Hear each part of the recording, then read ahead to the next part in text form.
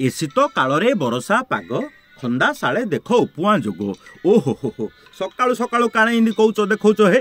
दर्शक बंधु नमस्कार। अनेक दिन हलाणी गंजाम खंदाशाल व्यंजन प्रसारण हो पारुनथला बोली आपणकर मन दुख से बाबद आम अवगत किंतु कौन करिया है संसार जीवन जंजाल भितर जे धंदी हुए ता कथा केवल ताकू ही जना छाड़ू से कथा दुख करते मान भंजन करंतु आउ आजिठू पूर्ववत गंजाम खंदाशाल रसमय स्वाद सुबास पाइबे बोली जानतु।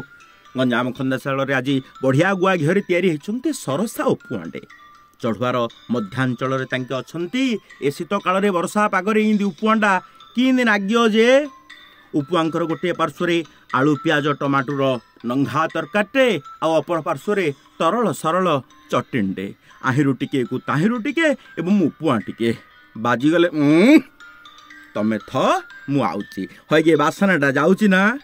नमस्कार।